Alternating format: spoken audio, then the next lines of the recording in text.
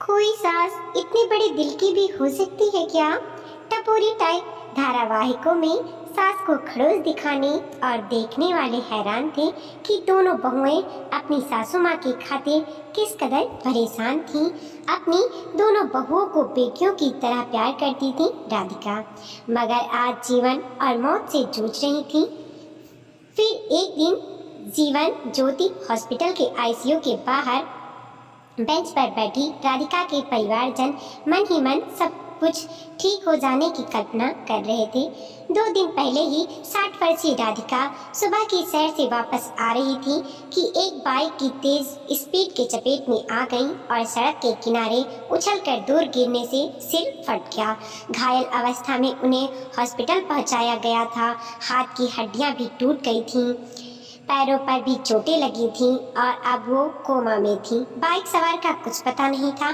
Bench पर बैठी उन तीनों की बहुएं आंसू रुकने का नाम ही नहीं ले रहे थे। बड़ी बहू वत्सला कभी मझली बहू रेनू को दिलासा देती तो कभी रेनू सिसकते हुए अंजलि को अपने सीने से लगा लेती। तीनों के पति और बच्चे घर जाकर फ्रेश भी होकर आ गए थे, लेकिन तीनों बहुएं जबरदस्ती एक दूसरे को भेजकर नहा धोकर तुरंत वापस आ गईं। डॉक्टर, नर्स, आसपास के लोग तीनों बहुओं की हालत पर हैरान थे।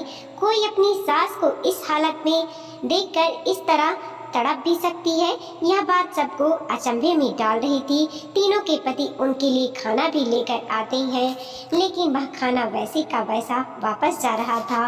तीनों के मुंह में मुश्किल से बस चाय और रोटी के 2 निवाले जा पाए थे। तीनों बेहाल थीं।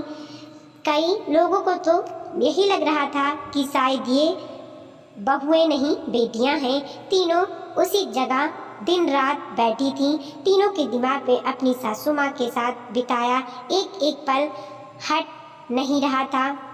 इतनी स्नेहमयी सास जिनके साथ उन्होंने कई साल बिताए थे, आज उनका साथ छोड़ने के डर से तीनों बहुओं के दिल में होल उठ रहे थे।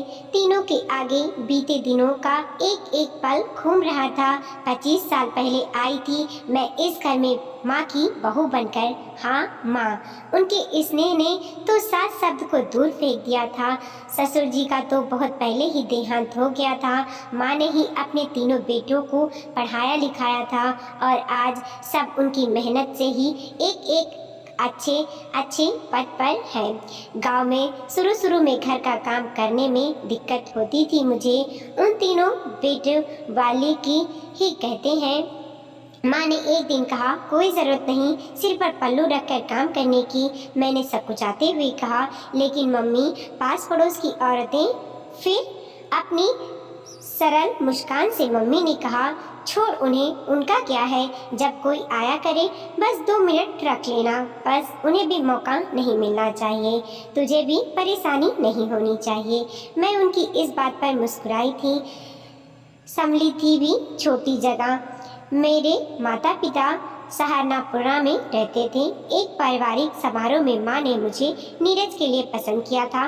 मम्मी अपनी सेहत का हमेशा ध्यान रखती थी। सुबह की सैर उनके जीवन का अभिनय अंग था। मम्मी ने एक दिन कहा, मैं बीमार नहीं पड़ना चाहती थी। पूछोगी नहीं क्यों? क्यों मम्मी? अरे बीमार पड़ूंगी तो तुझे परेशानी होगी ना, काम बढ़ जाएगा। घर में कोई बेटी ही तो नहीं है जो तेरा हाथ बटाए।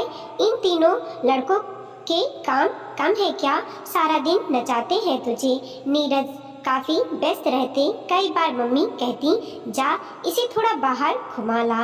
नीरज कहती, कहाँ ले जाऊं? कहीं भी ले जा, पर थोड़ी देर घुमा कर ला, किसी मॉल में घुमा ला, कोई पिक्चर ही दिखा ला। मेरे माता पिता मेरे जीवन में खुश होते जो मुझे ऐसी सास मिली थी। सुरभि पैदा हुई तो मम्मी की खुशी का ठिकाना नहीं रहा। जीवन भर का मिठाई बांटी उन्होंने। हर समय सुरभि को सीने से लगाए रहती। कहती, बड़ी अच्छी बात है, गोद में कन्या आई है। मैं तो तरसती रह गई घर में एक लड़के के लिए। एक दिन सुरभि को गोद में थपक कर सुलाते हुए कहने लगी, घर में एक बेटी का होना बहुत जरूरी है। बेटी के प्यार और अपनेपन की आदरता ही घर के सभी लोगों को एक दूसरे से बांधे रखती है। बेटी शक्ति है, सर्जन का स्रोत है। कुछ लोग सोचते हैं पति का वंश बेटों से ही बढ़ता है, पर मातृत्व का वंश तो एक बेटी ही बढ़ा सकती है। मम्मी की बात की गहराई मेरे मन को छू गई थी और मैं कितनी देर तक माँ की आंखों से बरसती ममता देख रही थी। सुरभि माँ की देख में पलती बढ़ती रही। बड़े देवर कमल की शादी रेणु से हुई तो घर में कई दिन खुशी का माहौल रहा। उन्हीं दिनों नीरज का ट्रांसफ़र दिल्ली हो गया और हम भारी मन से दिल्ली आ गए। माँ को छोड़कर जाते हुए दिल उदास रहा। फिर हम शुक्रवार की रात को ही माँ के पास पहुँच जाते और सोमवार को सुबह ही निकल जाते। इस बात से माँ काफ़ी खुश रहती। धीरे धीरे सुरभि बड़ी हो गई। जीवन की जिस सबसे बड़ी परेशानी में मम्मी ने मेरा साथ दिया, मेरे मरते दम तक मैं नहीं भूल सकूंगी। सुरभि ग्रेजुएशन कर रही थी और उससे इस उम्र में वह भूल हो गई जो माता पिता का सिर नीचे कर देती है। सुरभि की कॉलेज में जिस लड़के से दोस्ती थी वह उससे अपनी नज़दीकियाँ कुछ ज़्यादा ही बढ़ा बैठी। जब उसने रोते हुए मुझे बताया कि उससे गलती हो गई है और उसे 2 महीने का गर्भ है, मुझ पर जैसे आसमान टूट पड़ा था। मेरे हाथ पैर फूल गए थे। मैंने यह बात नीरज को भी नहीं बताई। पिता को बेटी की यह शर्मनाक बात बताते हुए मेरे दिल कांप गया। किसी से यह बात शेयर नहीं कर पा रही थी। अपने माता पिता को बताना भी ठीक नहीं लगा।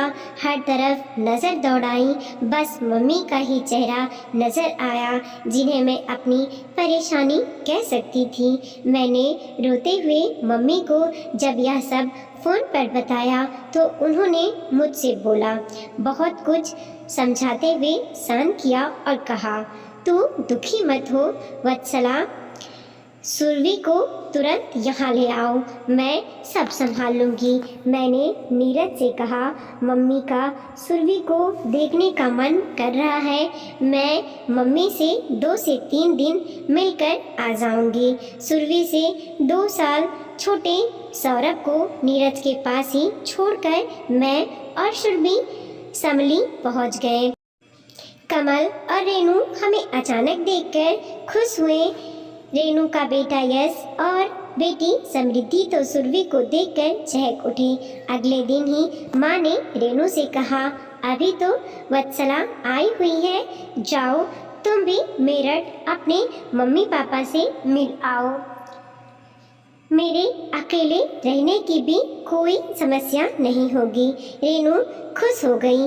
कमला तो वैसे भी मुजफ्फरनगर में से रोज अप एंड डाउन करता था। रोज आने जाने से बचने के लिए वहीं शिफ्ट होने की सोच रहा था। बस एक पदोन्नति की प्रतीक्षा थी। मम्मी के बार बार कहने पर भी मम्मी को कोई अकेला छोड़ने के लिए तैयार नहीं था। रेणु चली गई। यश और समृद्धि सुरभि को छोड़कर जाना नहीं चाहते थे, लेकिन मम्मी ने कहा, जाओ नाना नानी से भी मिलने जाना चाहिए। सुरभि अभी है यहाँ, कल शाम तक तो तुम लोग आ ही जाओगे। कमल तो सुबह का गया रात को ही आता था। कमल के निकलते ही मम्मी ने तैयार होकर फौरन टैक्सी बुलाई और आधे घंटे की दूरी पर स्थित कोरोना में रह रही अपनी बचपन की सहेली को आभूषण के लिए ले गई और शाम तक वापस आ गई। मैं घर पर ही रुकी। मैंने तो रो रो कर अपनी आंखें सुजा ली थी। मेरा ब्लड प्रेशर भी हाई हो गया था। मम्मी ने ही वह बिगड़ी हुई स्थिति बखूबी संभाली थी। वही है तो सबकी राजदार और हितोषी। किसी को कानो कान इसकी खबर नहीं हुई। ना मेरी परवरिश पर कोई ताना ना उल्लाहना। सुरभि को अपने पास बैठाकर पता नहीं क्या क्या समझाती रहती थी। जो मैं जानती हूँ उसके भविष्य में हमेशा काम आने वाला था। आज भी अपनी उस दिन की बेचैनी का विश्वसनीय स्पर्श भी याद आ जाता है। कैसा था उनका अपनत्व भरा स्पर्श, मन की गहराई तक उतर कर तन की मिट्टी को छूकर जैसे महका गया था। यह राज हमेशा हम तीनों के बीच ही रहा और सुरभि तो कभी दादी का साथ देना नहीं भूली। वह भी तो इस समय छटपटाती हुई घूम रही है। पूरे परिवार को जिसे ममता की डोर ने बांध रखा था, वह डोर टूटनी नहीं चाहिए। नहीं मम्मी, आपको कुछ नहीं होगा। डॉक्टर साहब, हमारी मम्मी को ठीक कर देना। रेनू दिल पर एक बड़ा सा बोझ लिए ससुराल में कदम रखा था मैंने। टूटे दिल के किरचे संभालना मुश्किल था। सपाटी विनय से प्यार करती थी मैं, और माता पिता ने जबरदस्ती कमल से विवाह करा दिया था। कितना मुश्किल लग रहा था ससुराल में सबको अपना समझना। बेचैन रहती थी मैं यह सोचकर कि विनय कैसे रहेगा मेरे बिना। यह क्या हो गया, अपने मन की कसमकस मैंने किसी पर जाहिर नहीं होने दी। एक अजीब सा रिश्ता है प्यार का दर्द से। उसी की याद से दुखी था मन, जिसकी याद को गले लगाए बैठी रहती थी मैं। उसे भूल जाने की कोशिश भी नहीं कर रही थी, शायद करना ही नहीं चाहती थी। मैं दिन में बहू का, रात में पत्नी का फर्ज मशीन अंदाज में निभा रही थी। मगर मम्मी ने मुझे कब इस घर के इस नए अपनेपन के रंग में रंग दिया, मुझे पता ही नहीं चला। एक दिन तो मैं हैरान रह गई जब फुर्सत के पलों में मैं वत्सला भाभी और मम्मी के साथ बैठी थी। अचानक भाभी किसी के प्रेम प्रसंग का जिक्र लेकर बैठी तो मम्मी ने गंभीरतापूर्वक कहा, प्यार में पाना जरूरी भी नहीं। पृथ्वी आकाश कहाँ मिलते हैं भला। दूर से ऐसा देखने पर एक सुखद भ्रम होता है बस। सच्चा प्यार तो शरीर से ऊपर मन से जुड़ता है। उन्होंने कहते कहते मुझ पर जो निगाह डाली, मैं मन ही मन घबरा गई। लगा पता नहीं प्यार करने वालों के चेहरे पर क्या लिखा होता है जिसे हर कोई पढ़ लेता है। मम्मी शायद समझ गई थी मेरे मन को। उनकी पारखी नज़रों से शायद मेरी मनोदशा का अनुमान लगा लिया था।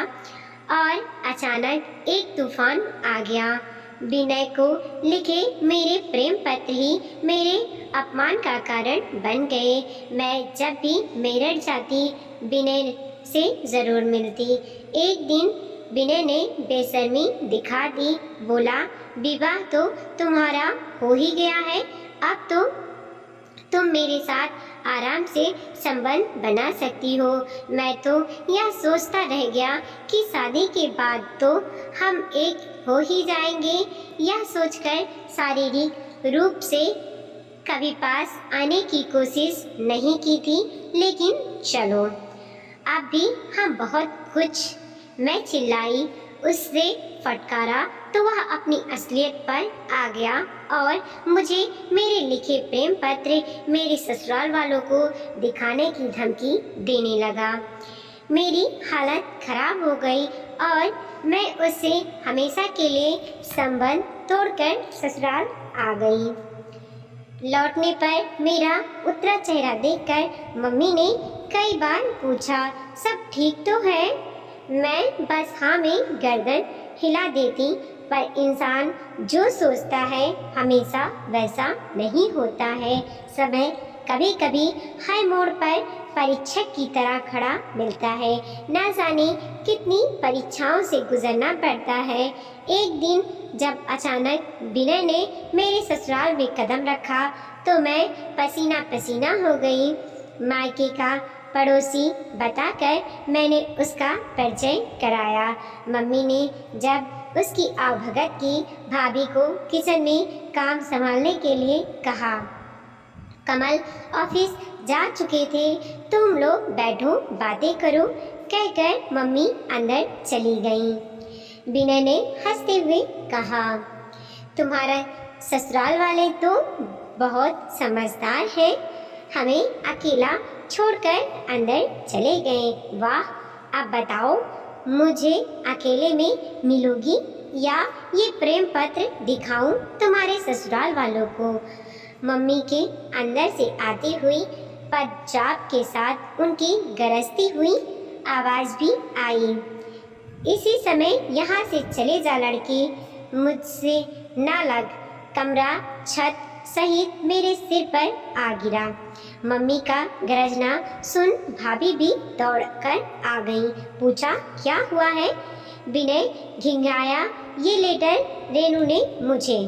वापस ले जाओ इन्हें, जैसे आए हो वैसे चले जाओ, नहीं तो पुलिस को फोन करती हूँ।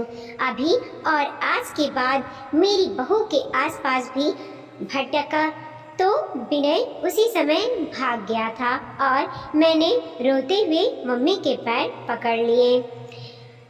धंवारा रोते हुए माफ़ी मांगी तो उन्होंने मेरे सर पर हाथ रखकर मुझे गले से लगा लिया।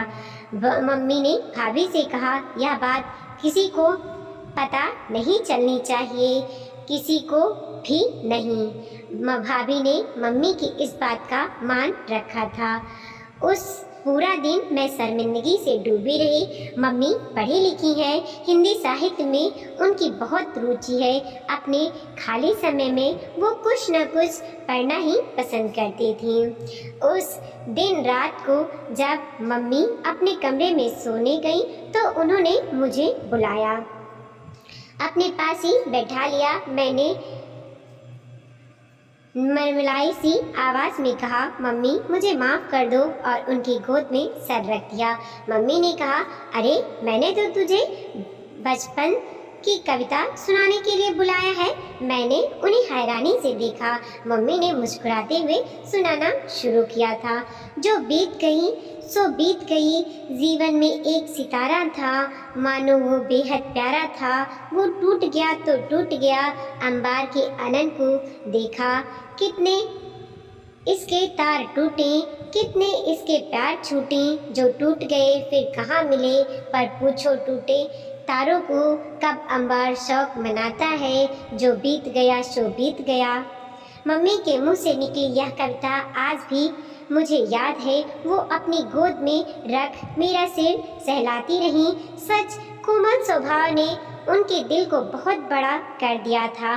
सब कुछ उसमें समा जाता। उस दिन मैं उनके चेहरे में छाए प्यार और विश्वास के संबल का अपनी मुट्ठी में बांध जब मैंने उनके कमरे से निकली तो मेरे मन के अंदर शांति ही शांति थी, जैसे अंतर्मन के कोने कोने में छिपे सारे संदेह मिट गए हों। उसके बाद तो दिन प्रतिदिन मेरा उनसे रास्ता मजबूत होता गया। उन्होंने मुझे स्नेह की डोर में ऐसा बांधा कि मैं उनके बिना अपना अस्तित्व ही नहीं सोच पाती। उनका स्नेह कितना शक्तिशाली है। उनके निश्चय निर्मल व पावन स्नेह के प्रति मन श्रद्धा से भर उठता है। मम्मी को कोई तकलीफ नहीं होनी चाहिए, उन्हें कुछ नहीं होगा। डॉक्टर साहब मम्मी को स्वस्थ कर दे आते कभी सोचा भी नहीं था। पुराने ज़माने के नए विचारों वाली सास मिलेंगी मुझे। पंकज मुंबई ऑफिस में नए नए आए तो हम कब एक दूसरे के नज़दीक आते गए पता ही नहीं चला। एक ही ऑफिस दिन भर का साथ नज़दीकी प्यार में बदलती चली गई। मैं मुंबई की पढ़ी लिखी और पंकज समिला से। मेरे घर में मम्मी पापा और मेरी छोटी बहन अर्चना थी। पंकज घर आए तो सबने उन्हें पसंद किया। अब माँ की मुझे पसंद करने की बात थी। दिल में सैकड़ों आशंकाएं रहती। एक विजयती आधुनिक लड़की को माँ बहू बनाएगी या नहीं, लेकिन पंकज के मेरे बारे में बताते ही मम्मी, वत्सला और रेनू भाभी मुंबई आ गए। पंकज ने फ्लैट किराए पर लिया ही हुआ था। पंकज उन तीनों को मेरे कमरे में लेकर आए। कुशल क्षेम के बाद बातों के दौरान माँ ने कहा, जाति धर्म मेरे लिए कोई मायने नहीं रखती। मैं इंसान के गुण व्यवहार की कदर करती हूँ। हम सब उनका मुंह देखते रह गए। क्रीम कलर की साड़ी, ढीला सा जूड़ा, बेहद सरल लेकिन प्रभावशाली व्यक्तित्व। आज भी मम्मी का उस दिन का रूप मेरी आंखों में बसा है। माँ कह रही थी, अगर नई पीढ़ी पुराने दायरे से निकलकर अपने लिए कुछ अच्छा सोचती है तो हम क्यों उसे मजबूर करें कि वह हमारे हिसाब से जिए। अपनी जीवन का फैसला उसका अपना ही होना चाहिए। अगर जाति धर्म से परे अपना मनपसंद जीवन साथी अपना लिए ढूंढ लेती हैं और अपनी खुशी अपने माता पिता के साथ चाहती हैं तो इसमें गलत क्या है। मम्मी की बात सबको छू गई। वैसे भी दिल जब स्नेह से भरा हो तो दूसरों के हित की ही सोचता हो, तब चेहरे पर ऐसी ही चमक होती है जिसे देखकर महसूस किया जा सकता है। अपनी दोनों बहुओं के अपने बराबर में बिठाए मम्मी दो बहुओं की सास नहीं, दो बेटियों की माँ लग रही थी और मन ही मन उसमें शामिल होने के लिए उत्साहित थी। पापा बीमार रहते थे, उन्हें हार्ट की प्रॉब्लम थी, वो ज़्यादा काम नहीं कर सकते थे, इसलिए उन्हें जॉब छोड़ना पड़ा था। घर पर ही कुछ ट्यूशन पढ़ा लेते थे। मम्मी अच्छे पद पर थी। पंकज की माँ सब जानने के बाद बोली थी, हम लोग यही सादी तरीके से विवाह का आयोजन कर लेंगे। इस बात की चिंता भी छोड़ दीजिए कि आरती दूर चली जाएगी। आपको पंकज के रूप में बेटा मिल जाएगा, आप चिंता ना करें। विवाह के बाद भी पंकज और आरती आप लोगों की पूरी देख रेख करते रहेंगे। मम्मी पापा तो यह बात सुनकर इतने भावुक हो गए थे कि उनकी आंखों से आंसू छलक पड़े थे। कोई सास इतने बड़े दिल की भी हो सकती है क्या। मैं तो मन ही मन उनके चरणों में गिर गई। जैसे माँ ने कहा था वैसा करके दिखाया। मैंने जब चाहा मम्मी पापा की आर्थिक मदद भी की, जब जरूरत हुई उनके पास रहकर उनकी देखभाल भी की। अर्चना की शादी में मम्मी ने ही करीब करीब सारे काम मिलकर करवाए। नीरज और कमल भैया भी सपरिवार आए थे। हमारा तो कोई रिश्तेदार था ही नहीं मुंबई में। माँ ने ही अर्चना की शादी धूमधाम से करवाई। अर्चना अब बेंगलुरु में है। मम्मी ने हमेशा मम्मी पापा का ध्यान रखने के लिए कहा। कुछ समय पहले पापा का स्वर्गवास हो गया तो मम्मी ने मुझे यह कहकर और हैरान कर दिया, आरती अपनी मम्मी को अपने पास ही रहने के लिए बुला लो। अकेले कैसी रहेंगी। मेरी मम्मी तो इस बात के लिए तैयार नहीं हुई हैं। उनके दिल में पंकज की मम्मी के लिए इज्जत और बढ़ गई। मम्मी मेरे पास आती जाती रहती है। मेरी मम्मी दादार में रहती हैं और हम मुंह लुंड में रहते हैं। जब भी मौका मिलता है हम मिल लेते हैं। एक दिन मैंने माँ को छेड़ते हुए कहा, मम्मी आप मंदिर नहीं जाती। आपकी उम्र की महिलाएं तो मंदिर आश्रम के चक्कर काटते हुए दिखती हैं।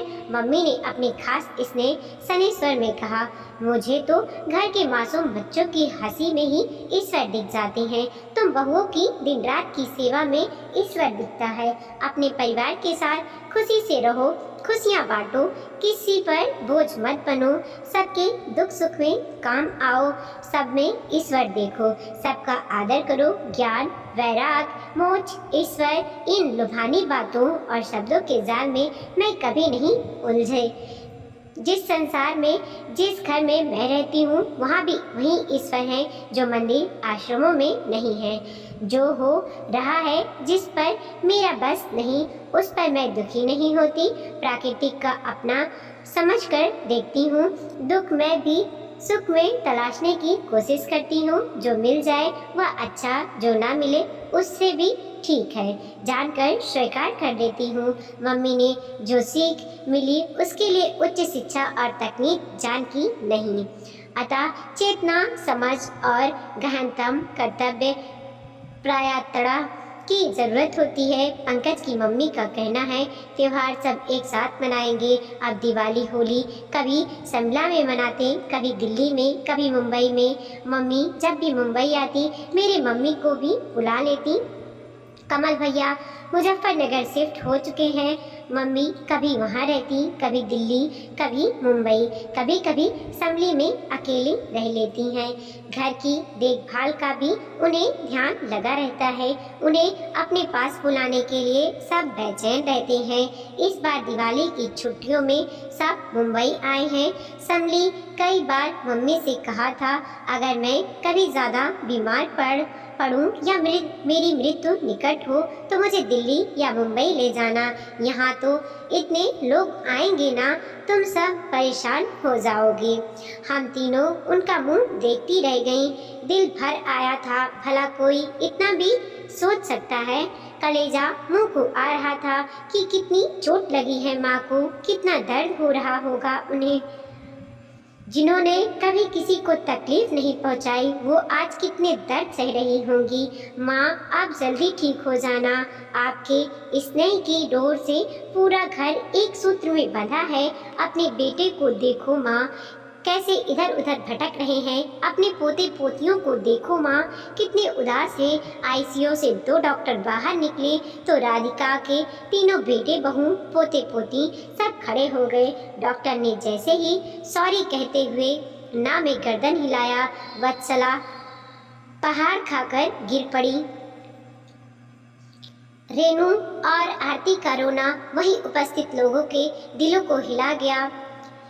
नीरज, कमल, पंकज के लिए अपने अपने साथ पत्नियों को भी संभालना मुश्किल हो गया। वहां उपस्थित डॉक्टर, नर्स लोग हैरान थे कि किसी की सास की मृत्यु पे बहुओं की यह हालत। ऐसा भी कहीं होता है? हाँ, ऐसा भी होता है। इसने सम्मान और अपनेपन के रिश्ते की जिस डोर से सबको बांधा हुआ था वह डोर टूट गई। अशोक का रुकना मुश्किल था। वीडियो को लाइक कीजिए, कमेंट कीजिए और अपने दोस्तों के साथ जरूर शेयर कीजिए। चैनल पे नए हैं प्लीज़ सब्सक्राइब कीजिए और बेल नोटिफिकेशन दबाना बिल्कुल ना भूलें।